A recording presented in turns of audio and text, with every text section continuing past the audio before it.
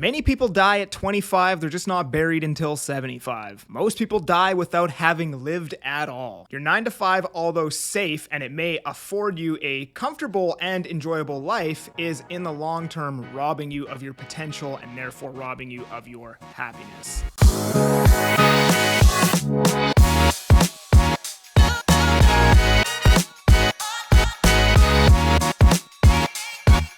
So those two quotes that I just said in the intro of this video, in my opinion, are very true, as I've seen it happen to me and others in my circle. So I started kind of getting depressed around age 23, and then by the time I was like halfway through my 25th year on this planet, I just got so fed up with everything that I blew my whole life up. Got sober, quit all my bad habits, changed all my hobbies, changed my circle, quit my job, which made good money, about $110K a year, and I had worked that job for 9 years. Like, I literally just exploded my entire life and changed everything. But not only did it happen to me, I saw it happen to other people in my friend group in real time. And I actually think this is part of the reason why people develop drinking problems and stuff like that. Because I've seen this, and you might have experienced this too, but people who like later on develop a drinking problem, it kind of starts like in their 20s when they're drinking, they're super happy and energetic. But then like later on in their 20s, their whole vibe changes once they get drunk. They're more mellow.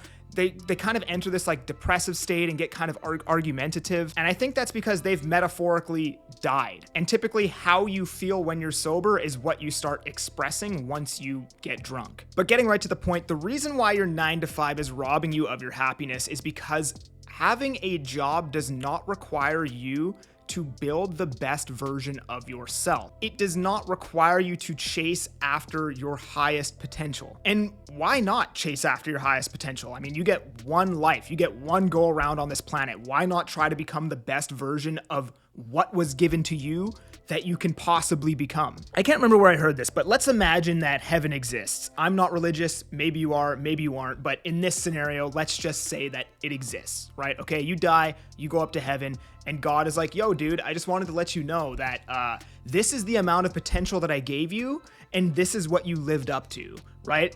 I made you so you could have been better than Drake, and you lived up to about 5% of that. Just wanted to let you know, bro. Like, would that not be absolutely terrible, knowing what you could have became and what you ended up becoming? And for most people, it's as simple as just ripping off the Band-Aid of just leaving the job that I don't like to go do what I actually want to do. And just that one simple task, easier said than done, keeps people where they are for the majority of their life. And I can attest that probably the scariest thing I ever had to do was quit my full-time job and then go into real estate to become a realtor. Your purpose on this planet is to create the best version of yourself and then give that person to the world. The problem with working a 9 to 5 is it doesn't require the best version of you to excel in it. It doesn't force you to actually grow as a person to become a better entrepreneur, and this will lead to you falling short of your potential and subsequently not really living your purpose. And this will typically lead to unfulfillment and then eventually unhappiness. Secondly, the law of polarity states that everything in life has an opposite. Everything in the universe has an opposite. As an entrepreneur, it is true that you will experience some extreme low lows, but on the flip side of that, because of the law of polarity, you will also experience extreme high highs. When we work a day job or a 9 to 5, our day-to-day experiences are typically flatlined. Yes, there's some lows, yes, there's some highs, but you'll never really experience those amazing high highs that life has to offer. I've had months where I've made more money in 1 month than I did in an entire year at my previous job, and I've also had quarters, so 3 months, where I've made $0, was super depressed, and everything in my business was imploding. But I can tell you, I much prefer the entrepreneurial side because those high highs make all the low lows worth it. And just like they say, sun wouldn't be so great if it weren't for the rain. And there's also no greater feeling knowing that the successes you experience as an entrepreneur are 100% you.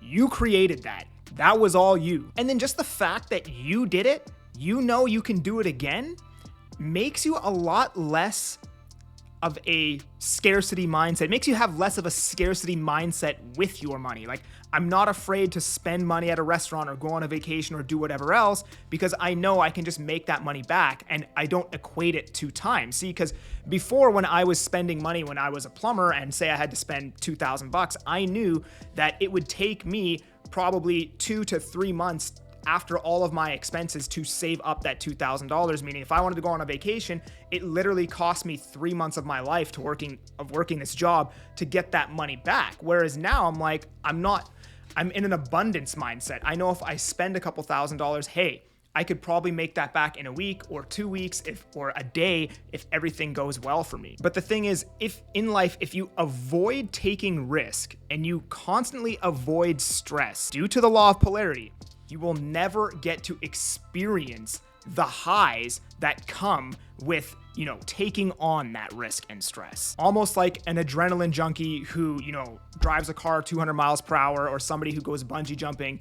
I'm not going to do either of those things, but I'm just using it as an example that you do not get to experience the rush of jumping off a cliff attached to a cord unless you take on the risk and stress of jumping off the cliff attached to a cord. And maybe some of you will see that as a bad example, but that's the best way that I could equate to, you take on the risk and then you get to experience the highs that come with it down the road. Almost like if you get into a relationship and end up breaking up with that person, some people will say, well, I just wasted 6 years of my life because, we didn't go all the way. We didn't take it across the finish line and whatever. But there's a saying out there, and I tend to agree with this a lot more, that having loved is better than never having loved at all. Meaning it's better to experience life, experience those extreme low lows, and experience those high highs than never experiencing any of it at all. And the third thing that being an entrepreneur does or can provide is freedom. Maybe not necessarily time freedom, but you are in control of your own calendar and what you do on a day-to-day basis and when you do it. And that alone, to me, is worth more money than the salary that a job can offer. Money doesn't buy happiness, but money does